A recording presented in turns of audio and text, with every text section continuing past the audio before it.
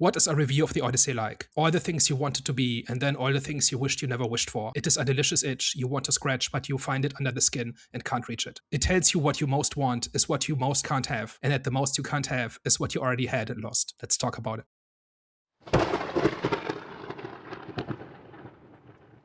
Hello, everyone. Welcome back. We are back, the Eye of the Storm podcast. So, today we are going to be discussing or debating the Odyssey. But before we get into that, you already know what time it is. Movie recommendation time. Because I honestly didn't watch nothing this week. I've been out the whole week, a lot of work and stuff. But I did manage to watch football.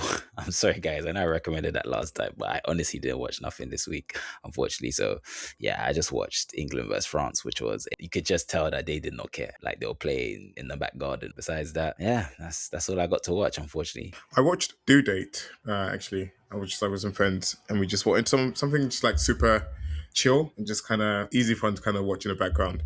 And that movie, that's from a period of time where there was like so many movies like that, like obviously like The Hangover, obviously got the same actor that's in The Hangover in this one as well, and Young Pineapple Express, etc. And I know we're getting like better comedies in recent years, but I still feel like that was like a really good age of like, really kind of just fun, wacky, just very unserious comedy, which is like hilarious. And the movie for me holds up in terms of like its humor, because like sometimes like a humor is of its time and you kind of move on into certain things are like, other things become funny or whatever. But I think that one definitely holds like the test of time, like stands the test of time in terms of just being funny.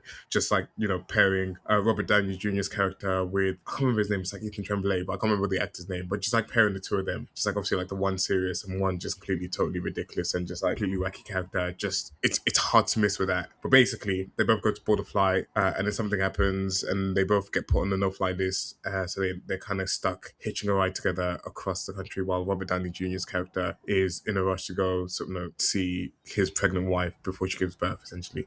It's just like a really wild road trip. And it has a lot of heart as well. Like that's an important thing as well. It has a lot of heart and it has you caring by the end of it as well. So solid movie. Solid movie.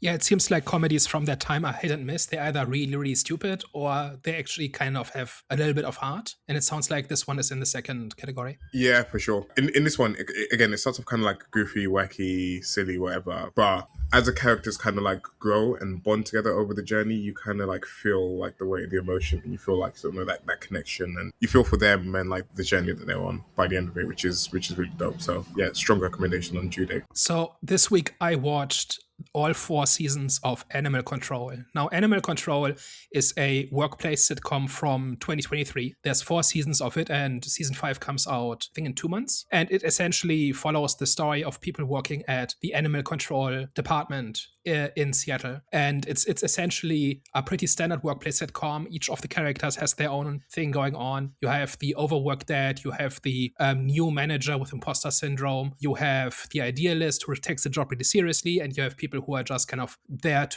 for a paycheck. And most of the episodes in the first 2 seasons are a lighthearted workplace drama kind of thing, and very pretty light on the comedy, and the focus is very much on the characters and the animals are like when they go out to, I don't know, catch a raccoon or a rabbit dog or like a wild dog or something. It's very much a framing device for whatever the actual plot of the episode is.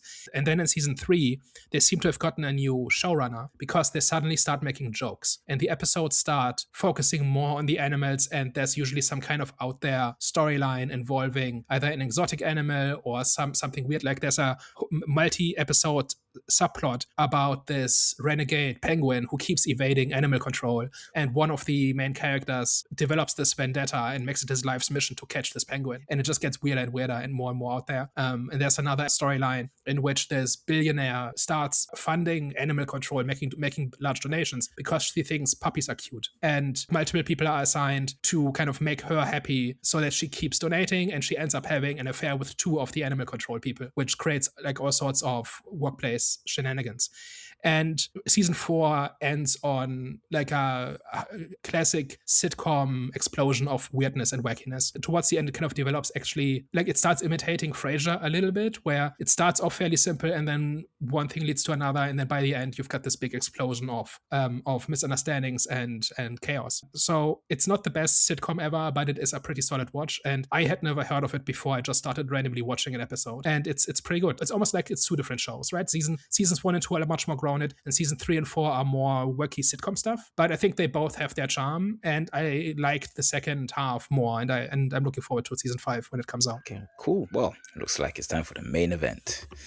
Odyssey. Daniel, can you please do your thing? So the Odyssey is a fantasy action epic which tells the story of Odysseus, who, following the Trojan War, tries to make his way home to Ithaca, where his wife and son are waiting for him. And in the course of that, he has one misadventure after the other, where a return trip that should take a few weeks ends up taking 10 years. And he goes from one disaster into the other and encounters various creatures and people and hazards that he needs to deal with. Meanwhile, the queen is trying to delay the need to remarry because Odysseus is believed to be dead. And that creates all sorts of intrigue at the palace, where she has to kind of play every card she has to kind of delay this in order to buy Odysseus more time to get home. The story then unfolds from these two storylines, essentially. So what did we think of the Odyssey? I will say it's definitely in contention of being movie of the year. Of course, I'm not going to give it that title just yet because we're yet to see Dune or Avengers Doomsday, which I don't really have high hopes for Avengers Doomsday, but Dune, yes. But with this film, yeah, it was a great movie. I had a very good time with this one. It felt like the early 2000s, not early 2000s, I was probably too young around that time, but 2010s era where, just the blockbuster feel. Went to the cinema, packed out, people just waiting in the line, just the atmosphere and just the environment, and just everyone just had a good time with this film. It was a really, really good one. Love the story. I'm not familiar with, I haven't read, the books or nothing when it comes to the Odyssey. So I'm just, I was just newly introduced to the story, but I really like the story. I definitely like the structure of how it was told. I felt like that's definitely commendable how he managed to pretty much piece all the pieces together by the end. So yeah, man, I loved the action, loved the performances, loved how the story was told. And yeah, I had a very, very good time for this. So this is looking like it's going to be in my top 5 at the end of the year. First and foremost, Agamemnon just had ultimate aura throughout this whole movie. Like, he just literally was just aura farming in every single scene he was in. Like, didn't need to say anything. Anytime he was on screen, it was cold. But this movie is fantastic, man. From the storytelling, from sort of the acting, from the directing, everything about it. Just like the feeling that you had in sort of the last like hour and a half of this movie, when it's like really starts to pick up pace as well. Not that there wasn't like good action or whatever like that. I think the pacing actually in this movie is like really good. But that like last hour and a half, like the feels that you get in that last hour and a half is just kind of unrivaled. The only thing that's currently beat that for me is like that last part in Dune Part 2 when Paul Atreides sort of drinks the water of life. That's the only thing that I think can top it at the moment. But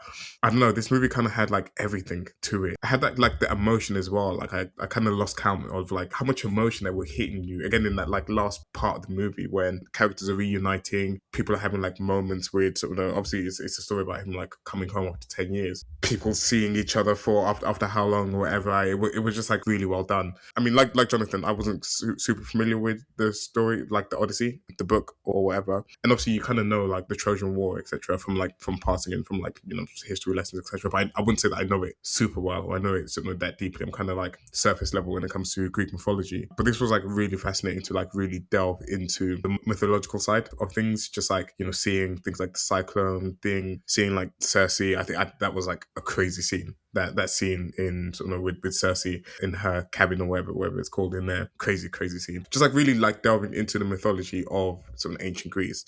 Actually had me doing my YouTube searches afterwards. I was like just like driving, listening to podcasts about like the Trojan War and like getting a little more information about some of the other characters that we don't focus on too much in here, but keeping like narrow and focused on this movie itself. It's honestly just strong all around, and obviously we're gonna get into like the nitty gritties of it, but it's really hard to kind of find anything that I didn't like about the movie as I was watching it. So this might be one of the most mixed movies I've seen in a while. So Christopher Nolan clearly knows how to make movies. So the mistakes in this are especially baffling, and I'm sure we're going to go into those. There are a few things that really, really work. A lot of the time watching current movies is an act in frustration where you can just see where they screwed up, right? And here, especially in the last act, I was really mesmerized by just the storytelling and the characters. In the lead up to that, there's a whole bunch of missteps that I think are inexcusable for somebody with the resources and expertise and experience of Nolan and everybody else involved in this.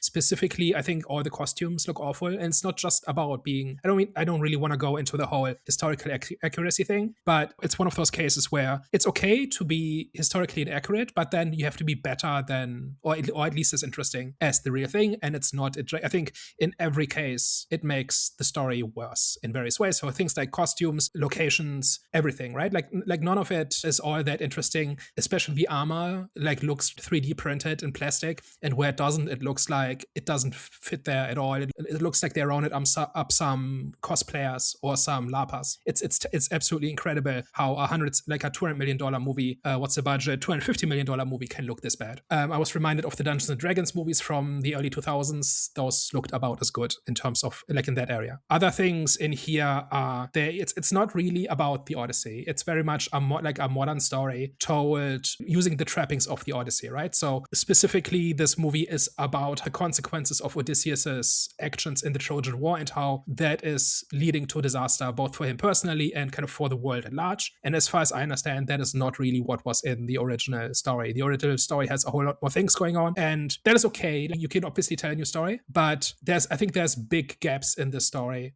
that result from Nolan making changes about not changing details, but changing what the story is about. And as a result, large chunks of it don't line up. And we can go into the detail on that. So these things are just really, really obvious. They're probably not as apparent as you just start watching the movie, but as the pieces start coming together and as the movie starts telling you what it's about, you start wondering why certain things happen the way they do, which is a real shame because there's massive amounts of talent on display in this.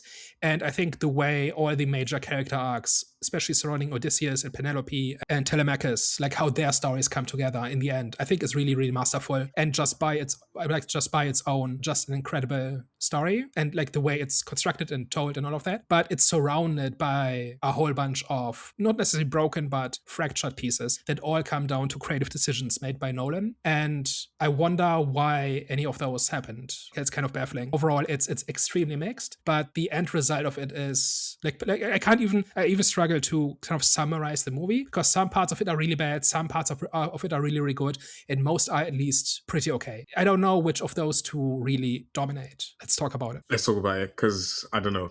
Daniel's completely like shattered with my expectation of what he was going to say. Okay, so you're a lot more negative on this. Not a lot more negative, but you like not as high praise as myself and Jonathan. Yeah.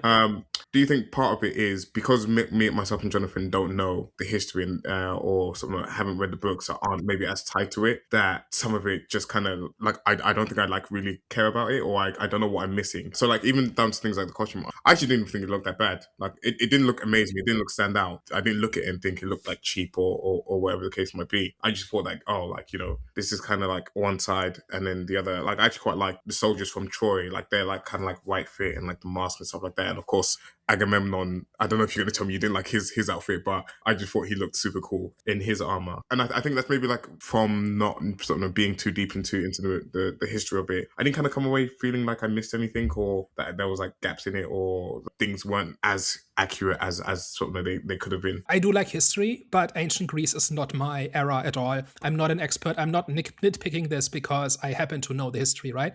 I also haven't read the Odyssey. I actually found a copy of it on my Kindle account, and it turns out that about 10 years ago, I made it to about 30% and then gave up. So it's not like this is my favorite story ever and they butchered it, right? Like that's not where I'm coming from. First of all, in terms of the looks, none of the armor or clothing or anything looks remotely Greek, right? So Agamemnon's armor, for instance, looks outright plastic. Like if this was a mid-budget fantasy movie, I would say this looks pretty cool. But as a historical, mythological epic, it just looks shockingly bizarre. I don't know how you can look at like the flat black plastic and say that looks good. He just looked like he had aura behind it. I can't lie. Like for me, it looked clean. He looked so much better than everyone else. You could clearly see that he was like the general or the one in charge, the one that was like leading the rest of them. He just looked so much cleaner. He looked more like intimidating and dominating over like everyone else. It almost like made him feel like he was like standing like a couple of feet taller than everyone else whenever they were in his presence. Even like when they open the gate, like when they invade Troy and they open the gate, and then you just see his armor in the nighttime just like standing there, like it just like had this like imposing feel about it, and it just intimidated. So I don't know, maybe it could have looked plastic or whatever like that, but I don't know, that's just kind of not what I was taking away from it visually. I was like more how much better he just seemed than everyone else on screen. He certainly has a lot of presence, right? And I thought he was really, really cool, like as in just as a presence on screen.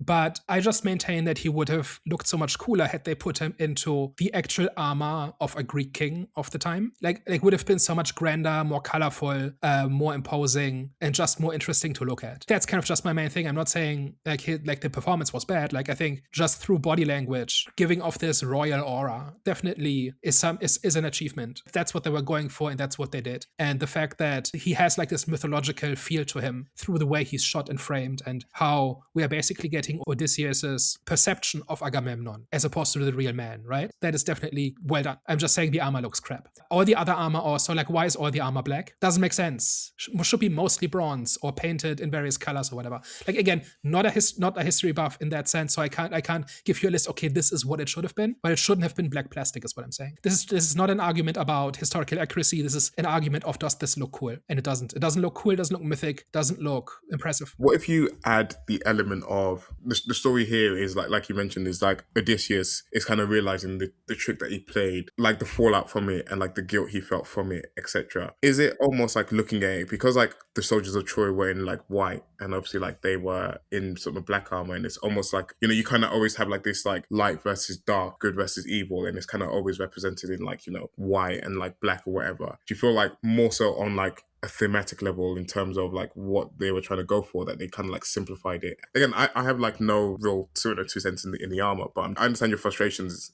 in terms of like it's Greek mythology and it could have been like a little more grander. But on a thematic level, is like, you know, we're kind of presented as Odysseus and his crew as the protagonists in this, but the armor kind of says something different because they have like this like dark aura about them, and like even the conversation that they have like with the witch in terms of their like true nature is like, yeah, they can be like gentle or sort of kind for X certain amount of time, but ultimately like their true sort of their true selves will always kind of like come out in the end. So it's almost like a representation of the dark side or like the darker side within them in this sort of war that they kind of felt like they were like the righteous ones or sort of the protagonists in that. That's an interesting point, and I'd not looked at it from that angle, mostly because everybody dresses like this in some way, right? And then my question is, why does Telemachus wear black armor as well, or Menelaus, who's the king of Sparta, right? Like it's just a general style. It's not like I actually would have appreciated this if in the flashbacks they looked one way and in the reality they would have looked another way, or if the people, like there's like a generational split here, right?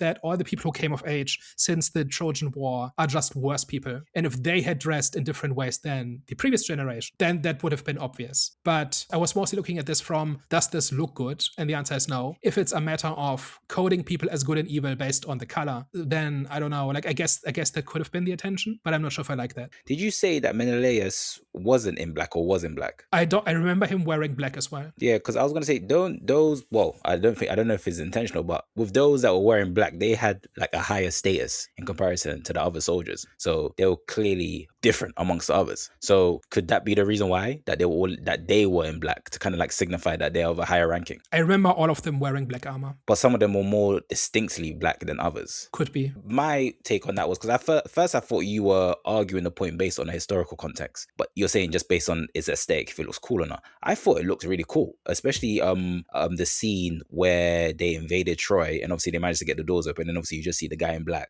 the way that his armor just pretty much dissolved in the darkness and everyone just came rushing from behind him. I thought personally that the armor actually looks really, really good in this one. And then it's a good thing that you did mention that if this was fantasy, then it would be good, because I was about to counter you with Masters of the Universe, because you said you liked their armors and stuff. I said that looked disgusting, like it looked cheap. But then that's what I say, it's good that you mentioned, okay, if this was fantasy, you would have given it its props, but it's not that. So I haven't had no issues with the costume. I actually thought it looks pretty good. And this is not the biggest point, but you see it everywhere, right? It's the first impression you get when you watch the trailer, and you can't not see it as you watch the movie, right? It's not a little detail, it's everybody, right? That's kind of one of the first things I mentioned. Also, I was a little bit disappointed with how small everything is. I've seen people describe this movie as epic, and it's not. It's very, very small. Everything from how big like the court at Ithaca is to the battle in Troy makes the most sense, because that's like a nighttime raid, right? That's the last one I would criticize. But also just the size of Odysseus' crew and the army, the returning home after the war, very small. I'm not saying it's a bad movie because of this. I'm just saying it seems to me like people are going into kind of like an automatic mode where this is like a historical epic or a history adjacent story, therefore it's epic. And it's really not, right? It's deliberately kept as small as possible. And like the court at Ithaca looks really cheap, very small. Everything is dark, everything is brown and gray and all of that, right? So just in general, I did not like how much of it looked. Probably the best parts of it were just the landscapes, because most of those actually were in like Greek islands. And if they weren't in Greece, then I think some of it was in like the Troy sequences were apparently filmed in Morocco. So the landscapes seem to be mostly right. And what you know, those are the nicest looking parts. And again, I'm not saying the movie had to look a certain way. It doesn't have to look like the old, sword and sandal epics from 50 years ago in order to be good. But I just felt like the entire visual experience of it pretty underwhelming. That's one thing. Then there's another thing where towards the third act, they start telling us that the moral of the story is that when Odysseus, through his deception with the Trojan horse, conquered Troy, he broke the social contract of the Greek world, and everything is unraveling, and everything is just worse off, and they're heading into a dark age because of this. Did you guys think that deserves to be the main theme of the story? And did the movie execute that theme properly? I thought they did a very good job of executing that theme. Like a very, very good job, because from like the very start of the movie, we're kind of introduced into Zeus's law with sort of the suitors that have kind of like taken up custom in the palace, basically. And they can't just get rid of them because you have to treat, your guests a certain way. It's this kind of like social contract that they had in that time. And even though you can see some of the suitors there, they're kind of pushing their boundaries, and they're really not people that you'd want to have to host. You're kind of forced to, or even on their side, is that there's only a certain amount of like things that they can do on their side. They can't just like outright kill someone or like, engage in combat. That's why sort of when Telemachus almost like gets into a fight with a guy and like raises his sword, there's an opportunity there to sort of to kill Telemachus, but Robert Pattinson's character, but he kind of like steps in and doesn't allow it in that instance, and then obviously like later does try to kill him. But I don't know, I just kind of thought like this like idea of like this like unwritten social contract that you had amongst people, where you kind of just like treat people with like common courtesy, or you welcome them in and you sort of try to sort of treat them the right way, because you don't know whether it's a god in disguise. And then you kind of see it throughout sort of Odysseus's sort of adventures, when he's like stuck with the cyclone. It's like almost like him entering the cyclone's home, and again being sort of bad guests, and when they have an opportunity to escape, he like fires off one last arrow at the cyclone for all the men that the cyclone has killed. Everywhere that they land and everywhere that they try to go, and sort of they try to not make a home, but like be accepted as guests, or like be accepted as like just like travelers that are like just sort of trying to sort of find provisions so that they can continue their journey on the way home. They just kind of like keep running into difficulties and issues, and like keep losing more men, etc. And it's all kind of based on sort of this, or like in his idea, or like I think it's in like the book's idea as well, is that like he kind of like angered the gods in sort of a few different ways based on sort of the way that he won that war, and it's kind of like almost like punishment for it, etc. But it just kind of felt like the movie was reinforcing that message all throughout the movie, and then like, I think it really came full circle, like in that last act where Odysseus himself is kind of coming as a beggar into it, and he's kind of seeing how some of what's happened around Zeus's law is kind of like starting to unravel amongst the people, amongst the younger generation, etc. I think this is one of those things that's not outright broken, but it is one of those things that are very mixed. So my understanding is that in the original story, this whole thing about violating norms and guest right being not what it used to be is a minor theme in the story, and it's more about Odysseus's relationship with the gods, right? And here that is almost entirely missing. And I think you can interpret. So one little detail in here is that Athena is the only god who appears in the movie, like as a direct force, right? And in terms of an actual person who talks to somebody. And she takes the form of a temple servant who was killed in the sacking of Troy. And that could well be a trauma response from Odysseus, right? Where he he watched this girl die just for being in the wrong place and on the wrong end of a losing, on being on the losing side, and his guilt is personified in her, right? Like that's absolutely possible. Or it could be that Athena is real, but then you have to ask, why are none of the other gods real? Because in the story, gods intervene all the time. So that is a deliberate choice that Nolan made to remove all of those characters, right? And Athena just chooses to take a form that cuts close for Odysseus, right? Because she presumably knows how he feels or how he remembers that person.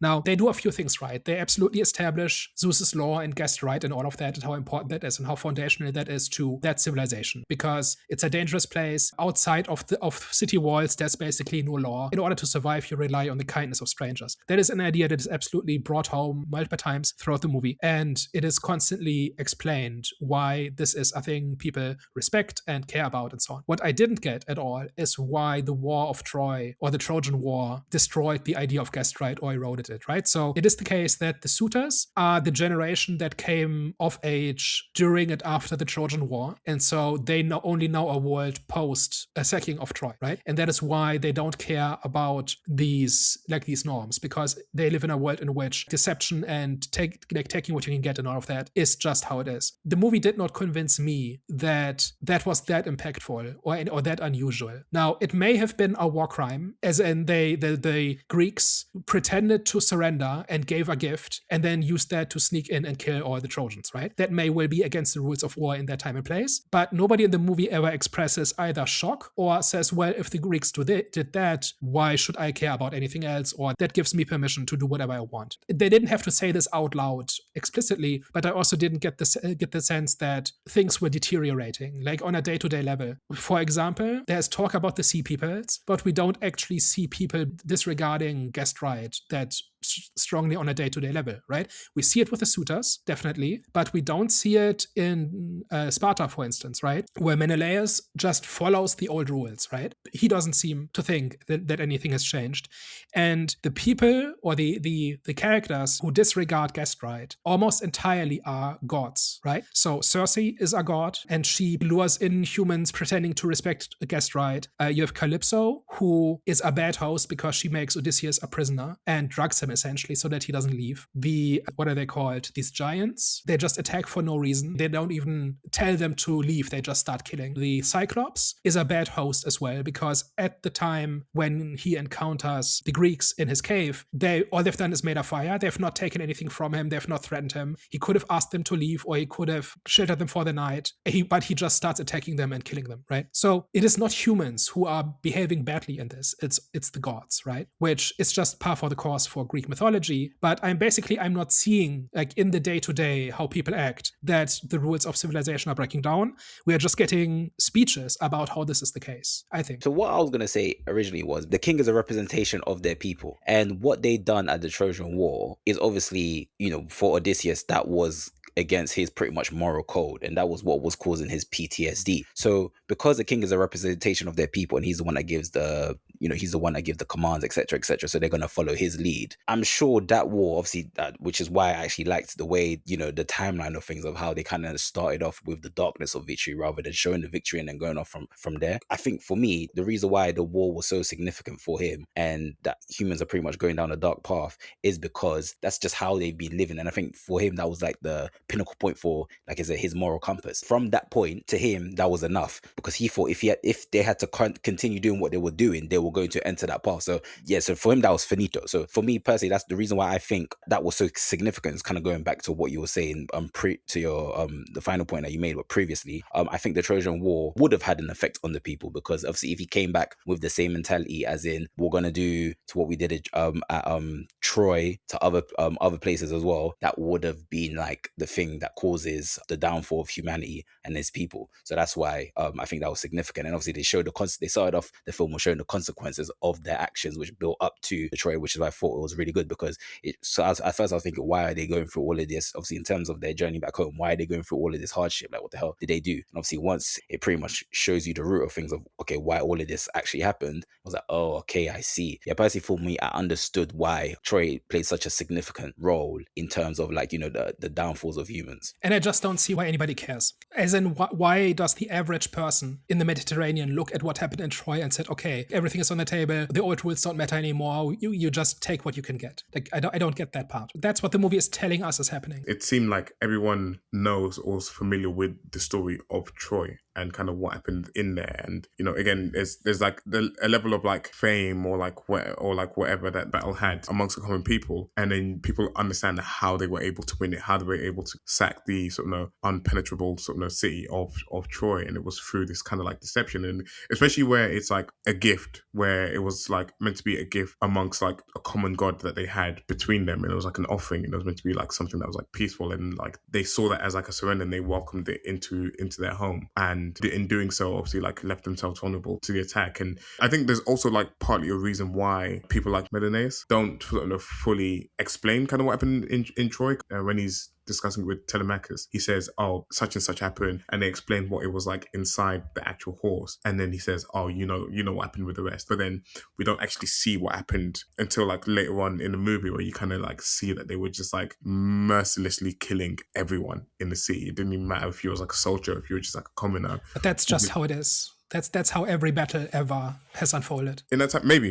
Again, I'm not familiar. I'm not like historically like. To me, it seemed wild. To me, it seemed a bit crazy that they were just killing everyone. But if you're saying that that's kind of just how it was, and that was like commonplace in that time, then maybe that kind of like changes how things were. But yeah, I think so. Yeah, because they didn't quite seem. So, for example, like one thing they drive home is that during the battle that happens in a temple of Athena, right, the goddess of wisdom and warfare, a statue of Athena gets beheaded, and the head rolls down the stairs and lands in front of Odysseus. And I think that is symbolically meant to convey that this action is bringing down civilization. This is the point of no return. This is where everything breaks down. That's the moment. And then everything we see afterwards is kind of just a consequence of that. But the deal is done at that point, right? If the movie is deciding to make that the main aspect, like I think that as far as I know, that's an aspect that's always been in the story. And like the sea peoples were really a thing. And the Bronze Age collapse is what this is dealing with, right? Like this happened around 1200 BC, and then the Odyssey was written 700 BC or so, 500 years later. Whoever wrote this already was talking about a historical event that was kind of the beginning of a dark age, right? And they're looking at this from the other side when civilization is beginning to recover. So that's kind of what that is. Like that's the context of all of this. And I think it's fine to pick that aspect of the story and make that the main thing. I'm just saying it's not fully realized in terms of convincing me that it actually was momentous. And I think all it would have taken is a couple of moments where characters say something or behave in a way that shows why people don't care about the norms anymore, right? We see that they don't, right? We see the suitors behaving like complete animals, right? And they are abusing the letter of the rules while violating the spirit of the rules. I'm just saying that I don't think that part was there enough. Question though, quick question. But the other wars that they've done, was Odysseus or any of his people ever humbled by the gods? Because I think the reason why this war was pretty much like the turning point was because this was the one that, led to Odysseus and obviously his people being humbled by the gods, because in terms of their journey back home. Right, but the main thing seems to be that it's a personal slight against Poseidon, right? By blinding the Cyclops, that's a personal vendetta between Poseidon and Odysseus. And kind of all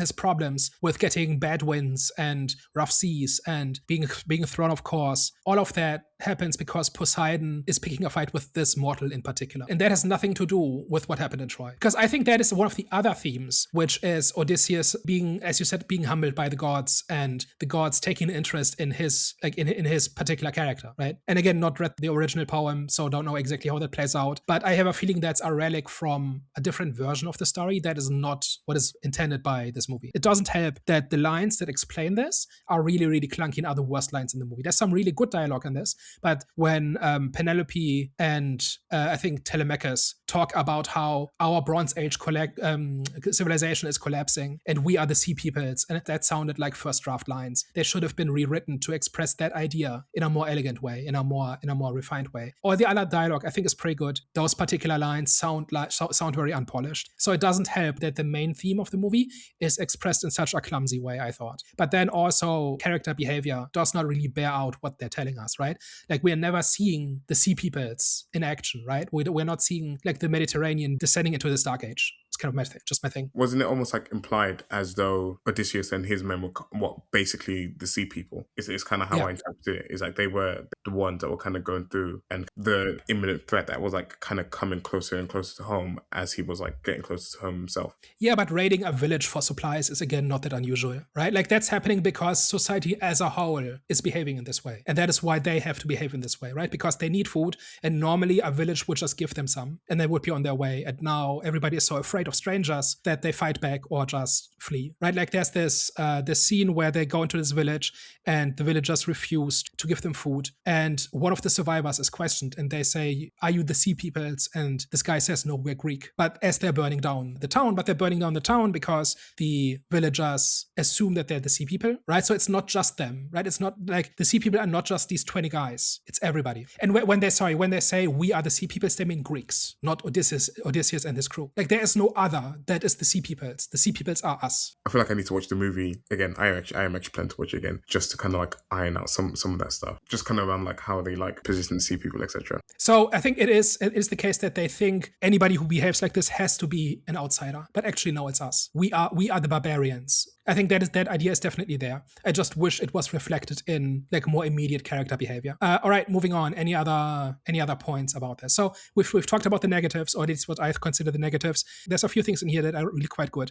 There's two character moments specifically. One of them is Odysseus's return to his court and seeing what it has become, right? And him essentially cleaning house, right? Because everybody else is just that awful and inferior. And then everything to do with Sinon, I thought was really cool as well. And how that kind of all tied together in the character of Antinous, right? Like this noble who made this servant go to war for him, and now he's waiting his turn to marry Penelope. And he's just one of the most lovable villains I've seen in a long time. Like that guy was so deliciously evil, but in a believable way, right? He was not unnecessarily cruel. I thought he was one of the smarter villains I've seen in a while because he knew exactly what the new rules were and how far he could go in breaking them without it blowing back in his face. And it works until Odysseus comes back, right? Up until that point, he has free reign. And that is because he's one of the few people who understands the new rules and is making them work for him. I think that worked really well. I will add to that. Like, I actually did quite like Antinous in this as well. I also love the scene where he was just like shouting at people to get the spears and stuff like that while he like kind of cowered behind a pillar. It's hilarious. That was very funny. I actually thought the scene with Telemachus and Odysseus's like reunion, like when he actually starts to realize like this is his father, but he's come back in like the form of a beggar, and it's just like in just like the subtleties of like Odysseus kind of like bending down and giving his like, what was it, his hunting dog a little rub as he like lays and waits to die, and like the dog just kind of holding on to enough life to see the return of Odysseus, and then kind of dying instantly after that, and then totally you see like the realization in Telemachus' face and stuff like that. I feel like that was like a really good emotional moment in the movie where it kind of added like a lot of heart and a lot of sort of feels in that particular scene. Again, that's kind of where I feel like the movie kind of like really elevated was like Odysseus' return, and you kind of like see when he came back with like a bit of a vengeance, and you kind of start to see sort of him sort of really at work in some of those when he's having to save Telemachus from the assassins and stuff like that as well. I thought like all of that kind of leading up to the court scene up until when he strings the bow and then he pulls on it, even like the music and like the composition in that scene, I just thought like it just like was all top. Mm-hmm. Another little detail I liked was that not everybody fights Odysseus, right? Did you notice about how people started kneeling during the fight? Yeah. And in the beginning, it's one guy, and then it's two, and then it's four, and then it's half the room. And only the idiots who don't realize, who can't look beyond their immediate goals or their immediate interests, just keep fighting and losing. But as time goes on, Odysseus defeats or wins over half the room just by being himself, not by being the stronger fighter. I thought it was cool. Yeah, I thought that was neat. Yeah. Just to quickly add, also I liked kind of like, I wouldn't say for us from Sinon is first his interaction with Sinon and how that was consistent, especially in the end, was when pretty much like his sincere deception in terms of like not telling Sinon about the original plan about the Trojan horse, and then his reasoning for that when he met him in the, well, not afterlife, but that place where, you know, dead people came back to life. It was the afterlife. It was like a gate to Hades. They were dead. Yeah. when he told him he pretty much needed kind of like his unyielding belief. So in order, for pretty much his plan to work, and he was consistent through that, with that, especially with Penelope and obviously his son. I was watching the movie, I was like, why doesn't he just like, this is a bit like dramatic. I thought this was just kind of like to add the drama and the theatrics when it comes to the film, for him not telling them who he actually really was. When I was originally watching it, so I was like, okay, it's just pretty much kind of like basic storytelling. But then I remembered obviously what happened, his conversation with Simmons. I was like, oh, okay, I get it. Why he didn't tell the truth straight away, especially when it comes to his wife and his son. So I enjoyed how that was consistently told. It's like another betrayal, right? Like Sinon is the guy who volunteers for Antinous, right? He's like a servant boy who takes, like, Antinous draws the lot that means he should go to war. And so Sinon takes his place, and Odysseus sees what's going on, but he has compassion for Antinous' father for not wanting to lose his son. And he basically says, I'm going to let you do this, but I'm going to watch out for this kid and make sure he comes home. And then that's the guy he lies to in order to pull off the deception, which then unravels, like has all of these consequences, right? Like that's just classic Greek poetry. That's the kind of tragedy that I'm there for when I watch like a story like this. Mm-hmm. And then Odysseus has to face all the people he let down and betrayed in the afterlife, right? And they just go after him. That scene was really, really good. But yeah, I didn't know that was classic Greek poetry in terms of that type of deception. Like this kind of tragedy and like this irony and all of that, like that's very Greek tragedy. Yeah. Like Greek mythology is full of characters like this who get these ironic punishments or who have these twists that, like, that's where George Martin gets this from, right? Like when he writes his characters, like that's where that comes from, to kind of illustrate like the moral failings that are at play. Right. And here Odysseus being the war hero who has to win through deception and then has to kind of reckon with the consequences of that. Right. Like that's classic stuff. So like that just in general, those character-based things, those are really set up well throughout the story. And then it all comes together in the end. And those last 20-25 minutes, it's not even the fight scene and it's not even the whole shooting the bow through the axis things. Like that's whatever. But what I think is really cool is when Odysseus is disguised as the beggar and he goes around testing people to see who has compassion with an old beggar, with an old war hero. And they all suck. None of them do what they're supposed to do as nobles and as just decent people. They just tell him to get lost, and the way, like when he just begs for food and they mock him openly when they should just give him some food. According to Zeus's law, that's what they should be doing. And they just openly laugh in his face, and that's how bad it is gotten. And Antinous is the person who is sufficiently in charge to do something different, right? It would cost him nothing to give this beggar some, like just some food and some water. And he just can't bring himself to do it because it would mean having like spending a second on somebody else. He just can't do that. So that entire sequence, like it's not even about the fights or the big speeches. It's these little moments, right? That I think are really strong. And I think that's the part that deserves real credit in this. And that I kind of think that is why kind of the other flaws in the movie stick out so much for me, because that part, it's almost like all the attention went to those two sequences. And as a result, they neglected some of the others. And I think that kind of drags the whole thing down just a little bit. I get what you mean. Like I said, I think it kind of does though boil down to if you read the story or not, because personally, I can't compare takes. So I did like Christopher Nolan's take, but obviously I don't know from what you said, obviously, from how much it differs from the original story. Of course, you haven't mentioned good points in terms of the significance, especially of the Trojan War. Like, why was that so significant if they've done other things before? I personally thought it was because that's what triggered humbling from the gods. But obviously you said it was actually when he, shot one of the gods, I believe, in the eye. Yeah, I'm trying to think if there was anything that I'm missing that still kind of like connects to back my point about I'm just trying to find reason as to why the Trojan War was so significant. Why was that the turning point if they've done other things? It wasn't the sacking of the city. That's pretty standard. What was different was the deception, especially after having claimed to have surrendered. Like that's the transgression. And all I really wanted was to have just a normal character explain why that gives them license to ignore the rules, right? Like that's the only thing. And again, it's not so much about Christopher Nolan made a change to the story. It's more about whenever I take a change or look at a change and look at what either what's in the original or what it was historically, and the original is always better. That's where I kind of have questions about what are you doing? Do you honestly think you're that much smarter than everybody else? And the answer is probably yes, in the case of Nolan. But it doesn't help, like in the marketing, they're just doubling down on everything, right? They're basically just saying, like, if you don't get it, you're dumb. Like that's kind of what the gist of the marketing has been. And that just already put me in a combative mood when I walked into the movie a little bit, right? And I've not really heard anything yet to kind of be convinced of the opposite. It's just kind of my thing. And if you make changes to a story like this, it should improve it. Like, for instance, like this whole thing, if you want to make it about like the collapse of norms, right, and the unraveling of the social contract, it couldn't be timelier, right? We're living through a time where that exact thing is happening. It has been happening for a while, and if you're paying attention to it, it's gonna freak you out. Just the degree to which norms are being broken, like in politics and everything, right? And a lot of people are worried about where this might lead, right? And whether in 20 years the world will look like the late 1800s. And if you're not a colonial empire, you are a colony, right? Like that's kind of the world we're kind of moving towards. And the big question is, will we take the corner before that happens, right? And then a movie comes out that essentially shows the beginnings of this, of like the rules that used to make things work just being ignored for no good reason, really, right? Nobody's forced to do this, right? Like that's very timely. If you want to do this, I'm totally on board with that, but then you need to do it well, right? And you need to make creative choices that hold up to scrutiny. And I think in a lot of cases it didn't really, and it absolutely could have. I'm not coming at this as a purist where I say, oh, like the armor is not exactly historically accurate, therefore it's bad, or you've made changes to the story, therefore it's bad. Like it has to be 100% authentic. No, it's like if you're making changes, I'm gonna ask if those changes were for the better. I get what you mean. I don't really have much to add to that.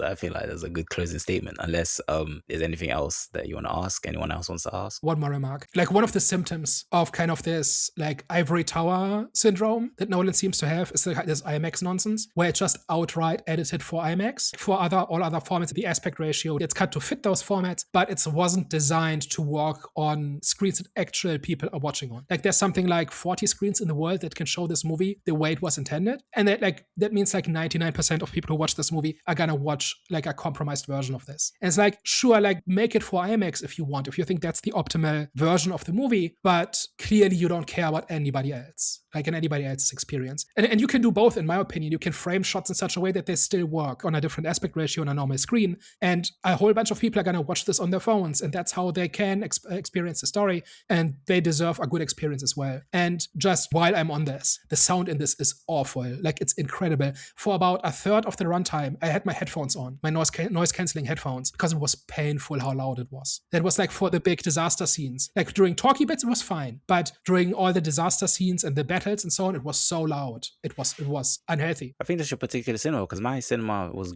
great when it comes to the audio. Maybe I'm just sensitive to this, but you didn't have like big spikes in volume? Nah, my cinema was really good. The biggest one was like the cyclone scream when that's part of it, yeah.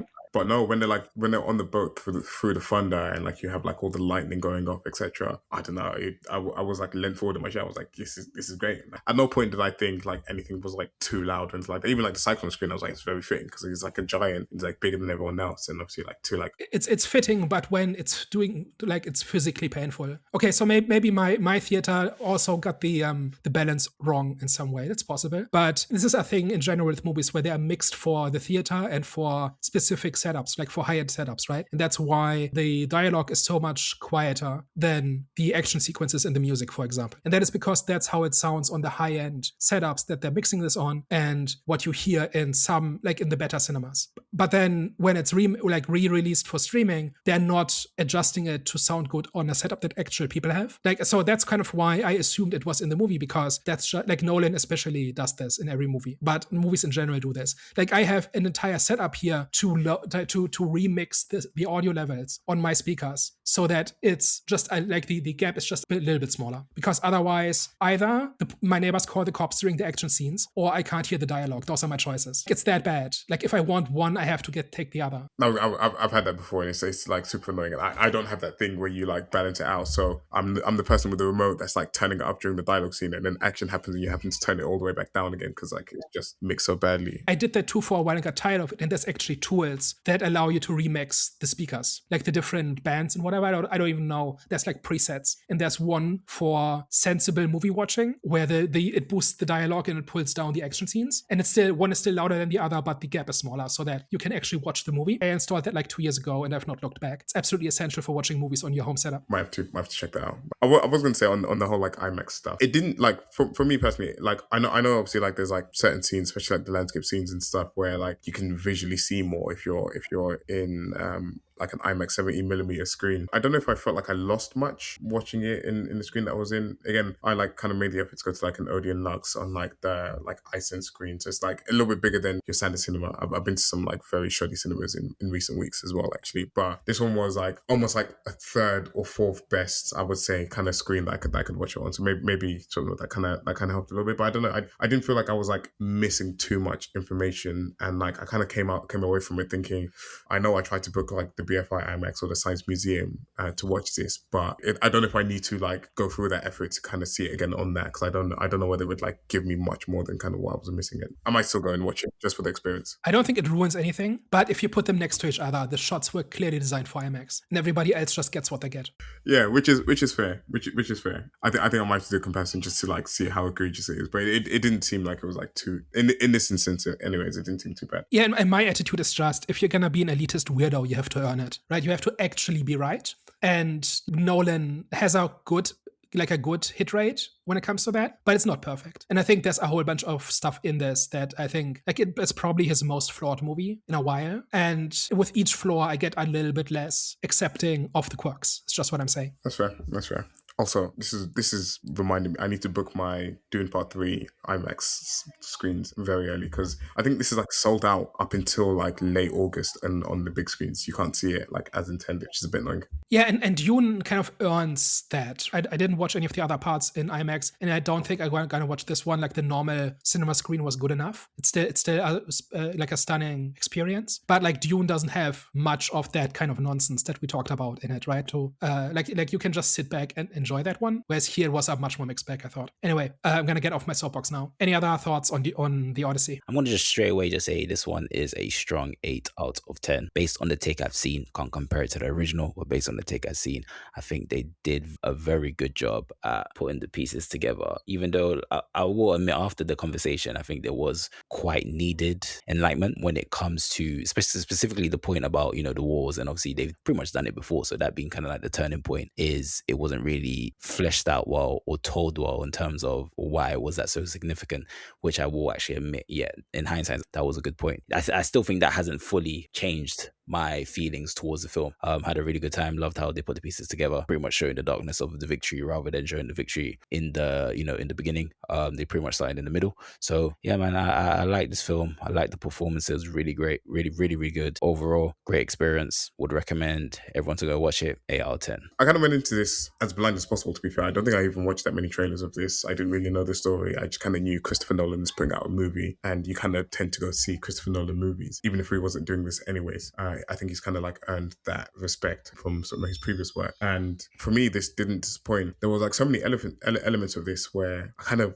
was like kind of taken by surprise, more so just from not being familiar with the work and just kind of like the fantastical element of it. Again, we didn't sort of super deep dive into the whole like Cersei scene in the cabin, but that like in terms of like not quite body horror, but like that was quite horrific. Sort of how she was just kind of like shaping them into animals, etc. And that kind of first being alarmed to see like a tiger and a panther and stuff like that in the middle of these mountains where they don't belong. It was just like, yeah, super random. But I felt like it kind of like going in blind kind of elevated my experience with it, just in terms of being surprised and sort of kind of just like embracing everything and just being sort of willing to kind of go on this journey with Odysseus. And for me, it was great story, just kind of like great all around, and I enjoyed it a lot. So I think with that, I'll give it a 9 out of 10. I think, yeah, this is a 9 out of 10 for me. So I wish I could call it great all around. That's just kind of what I wanted out of this. And I think it's just such a mixed bag where some, like the good pieces are really quite good. And there's many pieces in here where I just ask, what are you doing? And does it have to be this way? And wouldn't have this been so much cooler if it had been something else, right? If you just made a different choice, or maybe stuck with a more conventional choice and just focused your creativity on the parts that really do matter.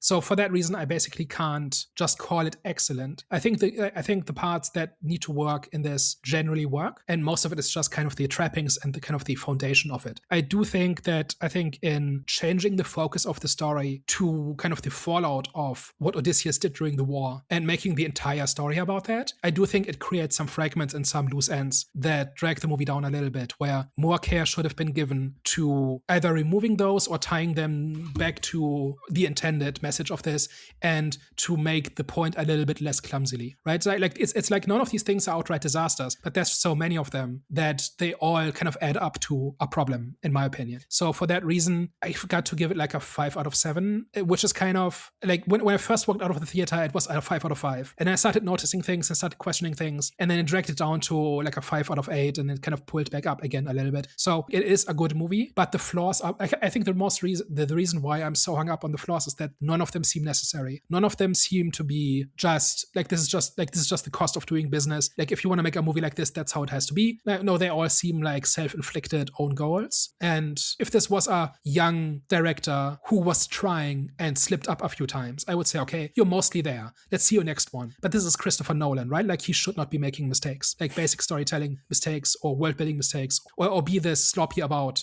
like details as they relate to theme and that sort of thing. All of that is unnecessary in a normal movie, and in a Christopher Nolan movie, they really stick out because everything else is so polished and so high quality. Okay. Well, guys, thank you very much for tuning into today's discussion or debate. If you reached this part of the episode, as always, we appreciate you pressing play, giving us a listen, and just generally checking us out. And as always, if you liked what you heard today and you enjoyed that discussion, you should probably tell a friend. And if you hated everything and you thought we were chatting a whole bunch of nonsense, then we might have to break Seuss's law on you. We are the Eye of the Sun podcast. All right, guys. I'll catch you next time. Au revoir. Ciao. Bye-bye.